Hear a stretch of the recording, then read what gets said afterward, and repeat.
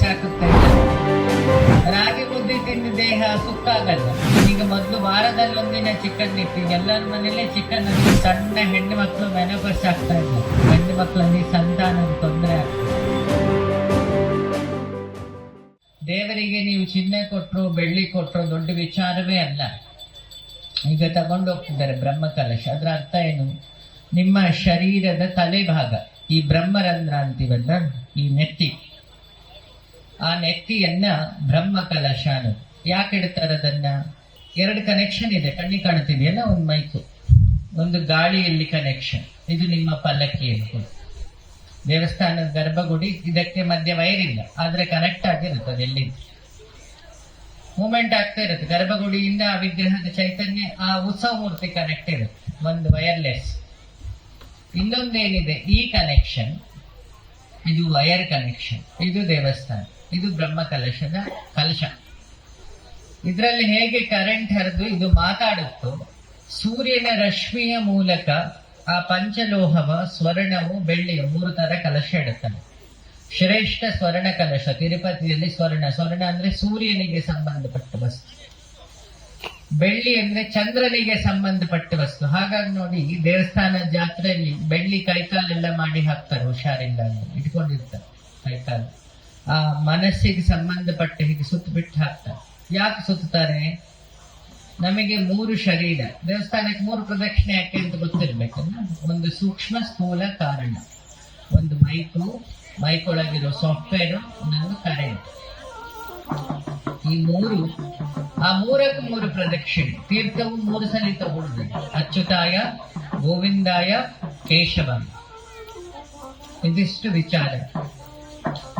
ಹಾಗಾಗಿ ಹೆಣ್ಮಕ್ಳು ಫಸ್ಟ್ ಸಂಸ್ಕಾರ ಕಲ್ತ್ಕೊಳ್ಬೇಕು. ಯಾಕೆ ಈ ದೇವಸ್ಥಾನಗಳು, ಮನೆ ಎಲ್ಲ ನಿಂತಿರುವುದು ಹೆಣ್ಣು ಮಕ್ಕಳು. ಒಂದು ಮನೆಯಲ್ಲೆಲ್ಲ ನಿಂತಿದೆ ಗಂಡಸರಿಂದಲ್ಲ, ಹೆಣ್ಣು ಮಕ್ಕಳು. ನಮ್ಮ ಹಬ್ಬ, ರಂಗೋಲಿ ಎಲ್ಲವೂ ನಡೀತಿದೆ ಭಾರತದಲ್ಲಿ. ಅದಕ್ಕೆ ಮೂಲ ಕೊಡುಗೆ ಹೆಣ್ಣು. ತನ್ನ ಗಂಡ ಎಂತ ಕೊಡುಕಾದ್ರು ಅವನನ್ನು ಬಿಟ್ಟುಕೊಡಲ್ಲ ಅಲ್ವಾ? ಮಗ ದೇವಸ್ಥಾನದ ಬಗ್ಗೆ ಹೇಳ್ತಾ ಇದ್ದೇನೆ. ಒಂದು ಶಿಶು ಗರ್ಭದಲ್ಲಿದ್ದ ಹಾಗೆ ದೇವಸ್ಥಾನದ ಗರ್ಭಗುಡಿ. ಆ ಶಿಶುವಿಗೆ ತಾಯಿ ಹೇಗೆ ನೈವೇದ್ಯ, ತಾನು ತಿನ್ನೋ ಊಟ ಎಲ್ಲ ನೋಡ್ಬಿಟ್ಟು ತಿನ್ನಿಸ್ತೀರಿ ಗರ್ಭಿಣಿ ಆದಾಗ, ಆ ದೇವರಿಗೆ ನೈವೇದ್ಯವೂ ಹಾಗೆ ಇರಬೇಕು. ಹಿಂದಿನವರೊಂದು ರೂಲ್ ಮಾಡಿಟ್ಟಿದ್ರು.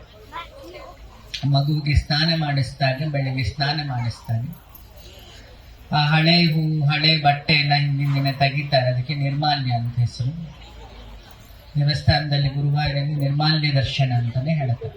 ಈ ತಿರುಪತಿಯಲ್ಲಿ ನೋಡಿಬೇಕಾದ್ರೆ ಮೂರ್ತಿಯಲ್ಲಿ ಜೀವಂತ ಮೂರ್ತಿ, ಅದು ಬೆಳಗ್ಗೆ ಅದು ಮಗುವಿನ ರೂಪದಲ್ಲಿರುತ್ತೆ.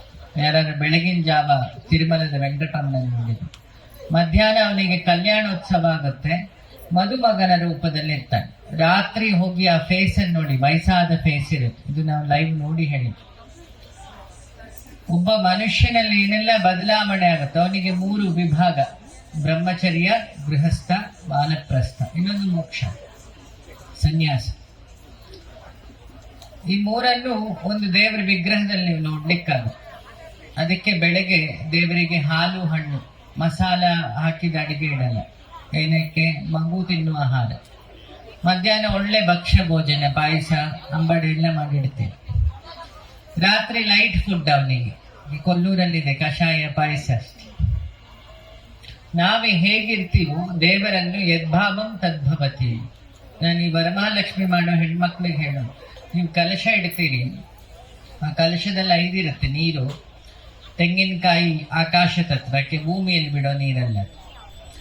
ಆ ಕಲಶ ಪೃಥ್ವಿ ತತ್ವ, ಮೆಟಲ್ ಅಲ್ವಾ, ಪಂಚಭೂತ ತತ್ವ.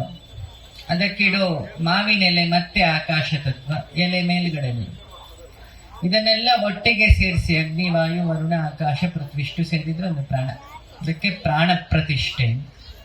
ಇಲ್ಲ 5 ಮಾಡಿದ್ವಿ ನಾವು. ಯಾಗ ಆಯ್ತು, ಅಗ್ನಿಯಿಂದ ಉಪಾಸನೆ ಮಾಡಿದ್ವಿ. ಈಗ ಕಲಶದಿಂದ ಅಭಿಷೇಕ ಮಾಡ್ತಾನೆ, ಜಲದಿಂದ ಉಪಾಸನೆ ಆಗ್ತದೆ. ಮತ್ತೆ ಮಂಗಳಾರತಿ ಅಗ್ನಿಯಿಂದ ಉಪಾಸನೆ, ಊದುಬತ್ತಿ ವಾಯುವಿಂದ ಉಪಾಸನೆ, ಕೊನೆಗೆ ನೈವೇದ್ಯ ಮತ್ತೆ ಪೃಥ್ವಿ ತತ್ವ, ಭೂಮಿಯಿಂದ ಬರೋದು ಬೆಳೆ. ಈ 5 ಸೇರಿಸಿದಾಗ ಆ ಚೈತನ್ಯ ಜಾಸ್ತಿ ಆಗುತ್ತೆ ಅಲ್ವಾ? ಹೇಗೆ ಹೆಣ್ಮಕ್ಳು ಬಳೆ, ಕಿವಿ, ಮೂಗ್ಬೆಟ್ಟು, ತಾಳಿ, ಕುಂಕುಮ, ಹೂ ಈ ಎಲ್ಲ ಅದು 5 ಅಗ್ನಿ ತತ್ವವೇ. ಚಿನ್ನ ಬರುವುದೆಲ್ಲಿಂದ? ಬೆಂಕಿಯಿಂದ. ಹೂ ಆಕಾಶ, ಕುಂಕುಮ ಪೃಥ್ವಿ ತತ್ವ. ಈ 5 ಸೇರಿಸಿದಾಗ ಅವಳು ಮುತ್ತೈದೆ ಅಂತ. ಗುಣದಿಂದ ಹೇಳಿದ್ರೆ ಸಹನೆ, ದಯೆ, ಲಜ್ಜೆ, ಭಯ, ಭಕ್ತಿ ಅಲ್ವಾ. ಈ ವೃದ್ಧಾಶ್ರಮಗಳು ಜಾಸ್ತಿ ಆಗಿದ್ದ ಹಾಗೆ ನಮಗೆ ಆ ತಂದೆ ತಾಯಿ ಏನೋ ಭಾವನೆ ಇಲ್ಲ, ಅಕ್ಕ ತಂಗಿ ಏನೋ ಭಾವನೆ ಇಲ್ಲ. ಮೊನ್ನೆ ಒಬ್ಬ ನನ್ನ ಹತ್ರ ಕೇಳ್ತಾ ಇದ್ದ, ಗೌರಿ ಹಬ್ಬಕ್ಕೆ ಬಾಗಿನ ಕಳಿಸಿ ಮನಿ ಆರ್ಡರ್ ಮಾಡಿದ್ದೀನಿ ಅವಳಿಗೆ ಅಂತ. ನಾನು ಹೇಳಿದೆ, ಹೆಣ್ಣಿಗೆ ಗಂಡನ ಮನೆಯ ಇಡೀ ಶ್ರೀಮಂತಿಗೆ ಒಂದು ಕಡೆ ತಕ್ಕಡಿಲಿ ಹಾಕಿ, ತನ್ನ ತವ್ರ ಮನೇಲಿ ಕೊಡೋ ಒಂದು ಬಳೆ, ಇನ್ನೊಂದು ಸೆಟ್ ಬಳೆ, ಒಂದು ಮಡ್ಲಕ್ಕಿ, ತೆಂಗಿನಕಾಯಿ, ಅದ್ರ ಮುಂದೆ ಇದೇನು ಅಲ್ಲ. ಆ ಹಬ್ಬಕ್ಕೆ ಹೋದಾಗ ಅಮ್ಮ ತಲೆ ಬಾಚ್ತಾಳಲ್ಲ ಎಣ್ಣೆ ಹಚ್ಚಿ. ಈಗೆಲ್ಲ ತಲೆ ಬಾಚೋ ಪರಿಸ್ಥಿತಿ ಇಲ್ಲ, ಎಲ್ಲ ಈಗ ನಾಟಿಯಲ್ಲಿ ಬಾಚಿದ್ರೆ ಕೈಗೆ ಬರುತ್ತೆ ಅಲ್ವಾ. ಮೊದಲು ನಾವು ಗದ್ದೆಯಲ್ಲಿ ನಾಟಿ ಮಾಡ್ತಿದ್ವಿ ಅಜ್ಜಿ ಅಂದ್ರಲ್ಲ, ಈಗ ತಲೆ ಮೇಲೆ ನೆಟ್ಟಿ ಶುರುವಾಗಿದೆ. ಸೇಮ್ ನೆಟ್ಟಿಗದ್ದೆ ಕಾನ್ಸೆಪ್ಟ್. ಇಲ್ಲಿ ನೆಟ್ಟಿಗೆ 700 ರೂಪಾಯಿ, ತಲೆಗೆ ಒಂದು ನೆಟ್ಟಿಗೆ 1.5 ಲಕ್ಷ ರೂಪಾಯಿ. ದುಬೈಲಿತ್ತು, ಈಗ ಬೆಂಗಳೂರಲ್ಲಿ ಬಂದಿರ್ಬೇಕು ಅಲ್ವಾ. ಮೊದಲು ಅನ್ನ ನೆಡ್ತಿದ್ವಿ, ಈಗ ಕೂದಲು ನೆಡ್ತಾ ಇದ್ವಿ. ಪರಿಸ್ಥಿತಿ ಯಾಕೆ? ತಲೆಗೆ ಹರಳೆಣ್ಣೆ ಹಚ್ಚಲಿಲ್ಲ. ದೇಹದಲ್ಲಿರೋ ಉಷ್ಣವನ್ನೇ ಯಾವ್ದಾರು ಎಣ್ಣೆ ಎಳೆದು ಬಿಸಾಕುತ್ತೆ ಅಂದ್ರೆ ಅದು ಹರಳೆಣ್ಣೆ. ದೇಹದ ಮೂಳೆಯನ್ನು ಗಟ್ಟಿ ಮಾಡುತ್ತೆ ಎಳ್ಳೆಣ್ಣೆ. ನೋಡಿ, ಹಿಂದೆ ಎಳ್ಳೆಣ್ಣೆ ಸ್ನಾನ ಇತ್ತು, ಕಾಲಿಗೆ ಹರಳೆಣ್ಣೆ ಹಚ್ಚೋದಿತ್ತು, ತಲೆಗೆ ಹಚ್ಚಕ್ಕಿತ್ತು. ಈಗೇನಿಲ್ಲ. ಕ್ಲಿನಿಕ್ ಆಲ್ ಕ್ಲಿಯರ್ ಅಂತ ನಾವ್ ಹೇಳುದು ಹಚ್ಚದವರಿಗೆ, ಎಲ್ಲವೂ ಆಲ್ ಕ್ಲಿಯರ್, ಕೂದ್ಲಿಲ್ಲ ಅಂತ ಅಲ್ವಾ. ಮೊದಲು ಕಟಿಂಗ್ ಮಾಡೋವನಿಗೆ ತಲೆ ಬಿಸಿ, 100 ರೂಪಾಯಿ ಇಸ್ಕೊಂಡು ಇಷ್ಟು ಮಾಡಬೇಕಲ್ಲ. ಈಗ ಅವನಿಗೆ ಯಾವ ತಲೆ ಬಿಸಿ ಇಲ್ಲ, ಅವನಿಗೆ ಖುಷಿ ಈಗ ಕಟಿಂಗಿಗೆ ಬಂದು. ಯಾಕೆ? ಒಂದೇ ಗಂಟೆಲಿ 5 ಮಾಡ್ಬಿಟ್ಟು ಕಳಿಸ್ತಾನೆ. ನೋಡಿ, ನಾವು ಬಟ್ಟೆಯಿಂದ ಶ್ರೀಮಂತರಾಗುವುದಲ್ಲ, ಚಿನ್ನದಿಂದ ಶ್ರೀಮಂತರಾಗುವುದಲ್ಲ, ನಿಮ್ಮ ಬದುಕಿಂದ ಶ್ರೀಮಂತರಾಗ. ನಾವೆಷ್ಟೇ ಬೆಟ್ಟ ಹತ್ತಿರ್ಲಿ,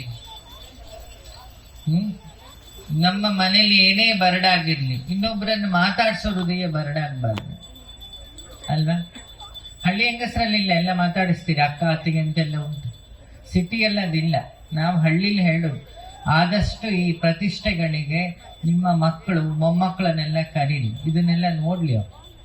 ಈ ತೋರಣ, ಆ ಸೋಗೆ ಚಪ್ರ, ಬೈನೆ ಮರದ ಚಪ್ರ, ಇದು ಶಾಮಿಯಾನಕ್ಕಿರೋ ತಂಪು ಅದ್ರಲ್ಲಿದೆಯಾ? ಹೋಗಿ ನೋಡಿ, ಅದ್ರಲ್ಲಿರೋ ತಂಪೇ ಬೇರೆ. ನಮ್ಮ ಎಲ್ಲ ದೇವಿ ದೇವತೆಯರು ಪ್ರಕೃತಿಯಲ್ಲೇ ಒಟ್ಟಿಗೆ ಇದ್ದವು.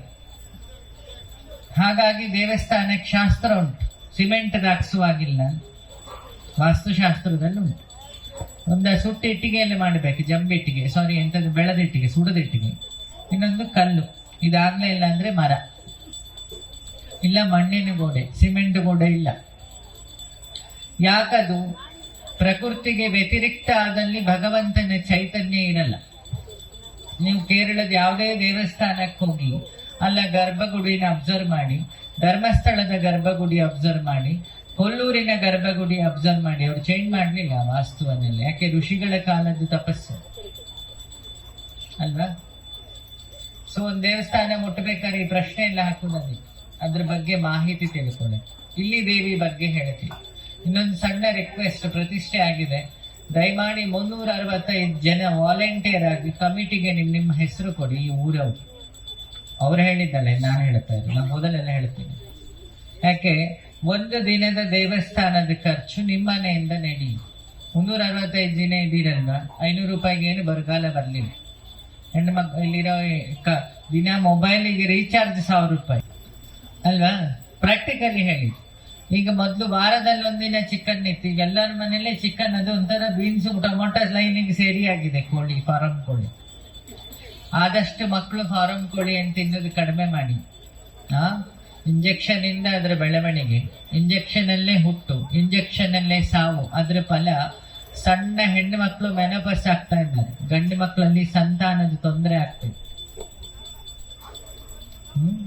ನೋಡಿ, ಹಳ್ಳಿ ಕೋಳಿ ಹಾರ್ಲಿ, ಮಳೆ ಗಿಡ ಏನ್ ಬಂದ್ರು ತಲೆ ಕೆಡ್ಸ್ಕೊಂಡಲ್ಲ. ಹಳ್ಳಿಯವ್ರು ನೋಡಿ ಕೊರೋನಾದಲ್ಲೂ ಗಟ್ಟಿ ಖುಷಿಲೇ ಇದ್ರು. ಸಿಟಿಯವೆಲ್ಲ ಡಿಪ್ರೆಷನ್ ಹಾಕುತ್ತಿದ್ರು, ಫಾರಂ ಕೋಳಿ ಅವ್ರ ಚೌಕಟ್ಟು 4 ರೂಮೇ 2 ಫ್ಲಾಟ್ ಅಲ್ವಾ. ಹಳ್ಳಿ ತನಕಿರೋ ತಾಕತ್ತಿದು. ಹಳ್ಳಿ ಹೆಂಗಸರಿಗೆ ಗಟ್ಟಿ ಜಾಸ್ತಿ ನೋಡಿ. ಹಳ್ಳಿಗೆ ಸಾದಾ ಹಸು ಚೂರು ಪೆಟ್ಟಾಗ್ಲಿ ಎದ್ಕಂಡು ನಡೆಯುತ್ತೆ, ಯಾರೇನು ಎತ್ತದ ಮೇಲೆ. ಒಂದ್ ಸಿಂಧಿದನ ಚೂರು ಪೆಟ್ಟಾಗ್ಲಿ ಮತ್ತದು ಹೋಯ್ತಂತ ಅರ್ಥ. ಇದು ಫೇರ್ ಅಂಡ್ ಲವ್ಲಿಗೂ ರಾಗಿ ಮುದ್ದೆಗಿರೋ ವ್ಯತ್ಯಾಸ. ರಾಗಿ ಮುದ್ದೆ ತಿಂದ ದೇಹ ಸುಕ್ಕಾಗಲ್ಲ, ಫೇರ್ ಅಂಡ್ ಲವ್ಲಿ ಹಚ್ಚಿದ ದೇಹ ಒಂದು ಬಿಸಿಲಿಗೆ ಹೋಗುತ್ತೆ. ನೋಡಿ ಇಲ್ಲೆಲ್ಲ ಮುಕ್ತುಂಟು ಮೇಕಪ್ಪಿಗೆ, ಈಗ ಒರೆಸ್ತಾ ಇದ್ದಾರೆ. ಅವರಿಗೆ ತಲೆ ಬಿಸಿ, ಅರ್ಧ ಬಣ್ಣ ಬೇರೆ ಆಯ್ತು, ಅರ್ಧ ಬಣ್ಣ ಬೇರೆ ಆಯ್ತು. ಯಾಕೆ ನಿಜವಾಗ್ಲೂ ಅವಳು ತುಟಿ ಕೆಂಪಿರ್ಲಿಲ್ಲ, ಪಾಪ ಕೆಂಪು ಮಾಡಿದ್ಲ ಬೆಳಿಗ್ಗೆ. ಅಲ್ಲ ಅಜ್ಜಿ ಶಿಸ್ತಾಗಿ ಎಲ್ಲಡಿಕೆ ತಿನ್ಕೊಂಡ್ ಬಂದಿದ್ದೆ, ಅದು ಸಂಜೆ ತನಕನೂ ಕೆಂಪೇ ಇರುತ್ತೆ, ಸಹಜವಾದ ಬಣ್ಣ. ಇದು ನಮ್ದು ಹೊಂಬಣ್ಣ, ಹೊಂಬಿಸಿಲಿಗೆ ಹೋಯ್ತು.